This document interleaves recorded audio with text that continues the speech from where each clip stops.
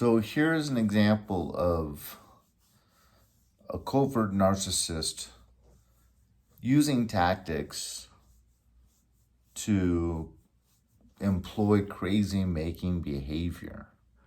And believe it or not, long before these terms were ever around, my father called it exactly what it was.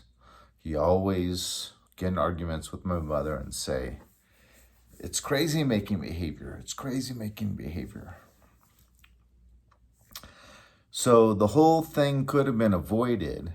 Now that I'm an adult and I look back at these arguments always over the same thing, is he could have told my father right in the beginning, or she could have told my father right in the beginning that,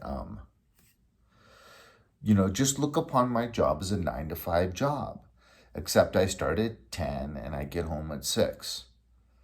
Just accept that every day, Monday through Friday. But she wouldn't do that. Instead, she would give him false hope. I guess you could call it future faking, because she would regularly say, I'll be home early today, or we'll go do lunch today. I'll come home, because she was an exterior decorator. Mainly what she was doing was she was out shopping all day alone. And I would get really lonely as a little kid, because when I was really little, my dad would go to work every day, and my brother would just be out running the streets, skateboarding, throwing rocks at buses, and just breaking windows, and that's what he was into. And so I'd be at home alone with her, and all she wanted to do was talk on the phone, or clean, or work. It's like I didn't really matter. So sometimes she would say, "I have to go shopping for furniture for a client's house. Do you want to come?" So, starting at, probably around 5 or 6, I was going shopping with her a lot. Just because I got tired of watching so much TV all the time, because I didn't really have many toys. But anyways, so, we didn't have cell phones in the 70s. So my mom would always just leave him hanging, and it's, he's partly to blame. He didn't have enough of a lifestyle. He would do these real estate business deals, like maybe 1 or 2 a week, and they were supposedly, for high-rise buildings, and he was the middleman, so he could make a lot of money if he pulled off one of these deals. He was a broker, is what it was called. But mainly, so he just sat around, watched TV all day, and drank. We had a jacuzzi in the backyard. He'd sometimes go sit in the jacuzzi. So if you take a jacuzzi, and he would jog every morning 2 miles. So, if you'd go jogging 2 miles in the morning, you come home and she's already gone by 9. You start drinking at 10. And then by 11, you're in the jacuzzi with a good stiff drink. By 12:30, 1 o'clock, you're going to need a nap, most likely. So he would take, naps a lot. But, so, they'd always have this argument when she got home. "Why didn't you call me? You could have used a payphone. You said you'd be home at this time, and I was looking forward to that," and blah, blah, blah, blah, blah. So it's this crazy making behavior. And, from what I've learned about this behavior tactic recently, is that it can be to make you look off kilter, because obviously there's this chaotic home with a lot of dysfunction. And she, to her 2 boys, it was me and my brother, she would want to come off looking like the sane one that had it together. So, he was always upset and complaining to her when she would get home. And she would just poo-poo him, just blow him off, just keep walking around the house doing, winding down, getting undressed from her business clothes, and just ignoring him. And he'd literally be like a little kid following her around, complaining to her. So for all intents and purposes, to us, it looked like he was off kilter and he was a little unhinged, you know. Once again, he could have developed his own hobbies, gone out with some friends, and maybe had a buddy that he would play tennis with, a couple, 2 or 3 times a week. He could have tried to avoid drinking so much and studied more of these different broker tactics and become a really, really good broker. Um, so, he could have been more positive with his time, the usage of his time. Um, but, he came from an abusive family and he was supposedly beaten by his father physically a lot. And he was kind of a hurt grown up with issues from his childhood. But she sure as heck didn't make him feel any better. And according to him, this costed her career, costed him tens of thousands of dollars every year to support this hobby of hers. That's how he looked at it. And really, for all of us, kind of looked at it that way because it was at least 75% of her clients wouldn't pay her at the end. At least 90% wouldn't pay what she said she had earned. So there was a lot of court cases, with clients. There was a lot of constant complaining about how they won't pay her what she's worth, and so it was kind of like just something where she just loved going out and shopping with other people's money, just buying all this crazy, exotic, expensive furniture. And, I think a lot of women would love that job, just getting to go spend thousands of dollars every day and just like dream up, use your creativity and think, this is how I want to make this house look. And then just go and just spend incredible amounts of money. And she would charge exorbitant hourly rates, so she'd be out shopping all day, spending tens of thousands of dollars on the furniture, and then charging like, several $100s per hour too. So, I mean, that's going to rack up quite a heavy sum pretty quick.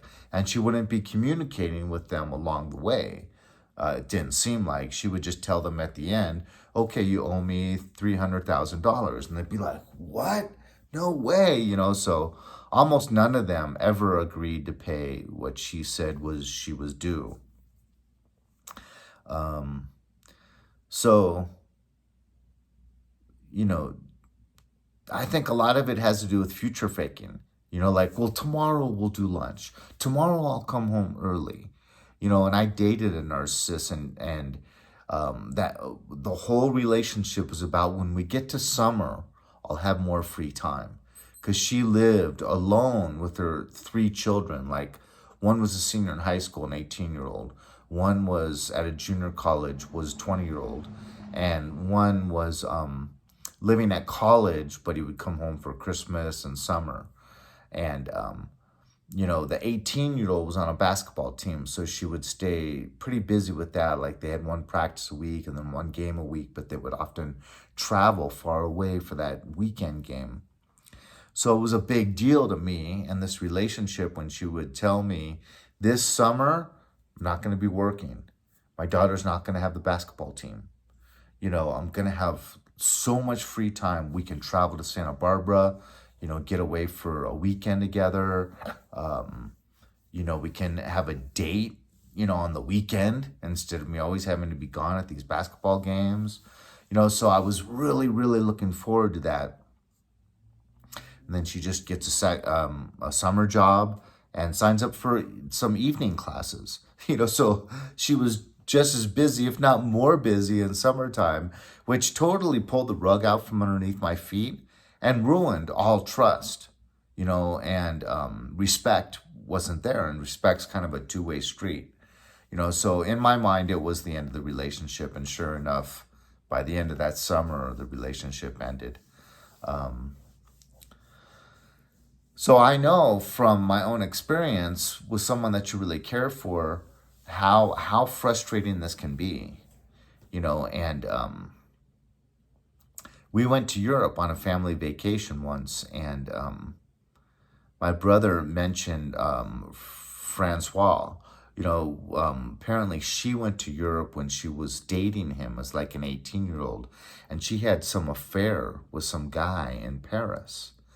And she would triangulate him, my dad, against this guy, so that when my brother at this French restaurant mentioned Francois, we didn't even really know his real name. We would just, make up fake names.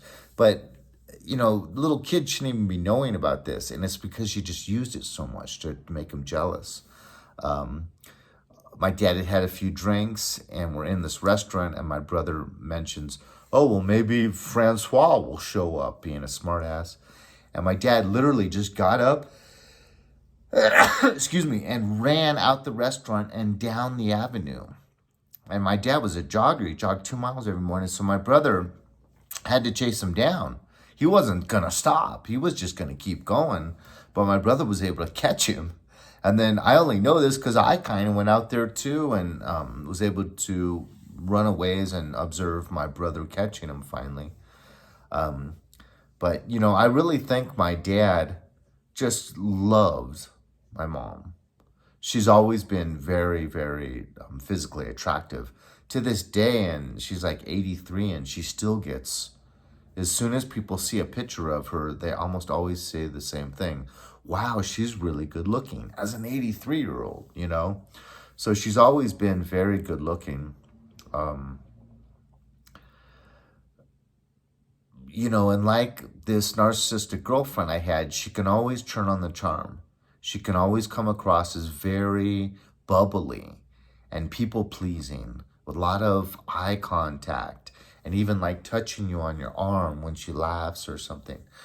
So just like, the stereotypical narcissist can really turn on that charm and really make you feel like, wow, I have this person's undivided attention.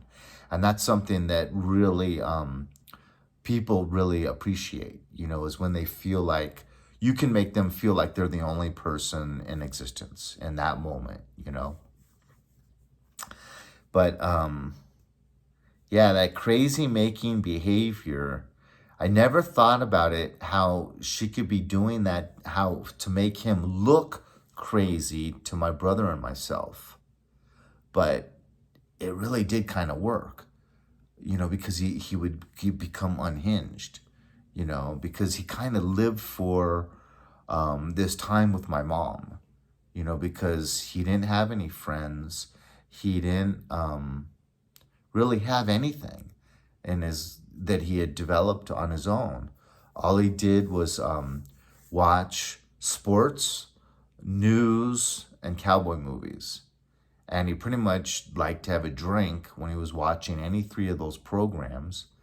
And so that gets monotonous after a while. If all you're doing is drinking every day and watching that boob tube 8, 10, 12 hours a day, that can make you a little bit crazy as well, right? So he was being misled. He was being lied to. He was spending tens of thousands of dollars to support this fun hobby that she had. And she was taking advantage of him. She was breaking promises every day. And now with cell phones, if you say you're going to be home at 3, you should call. You don't have any excuse to call. But back in those days, it was a payphone, and I can remember her saying, I lost track of time, but if someone's saying that to you every day, making a different promise every day, and then giving the same excuse every day, So my mom has always played the role of airhead, in order to be able to employ this crazy making behavior, Anyways, I don't know what else to say about it, but that one took me decades and decades to see clearly and to figure out. Anyways, leave like or dislike, leave a comment, share this video, and I'll talk to you later.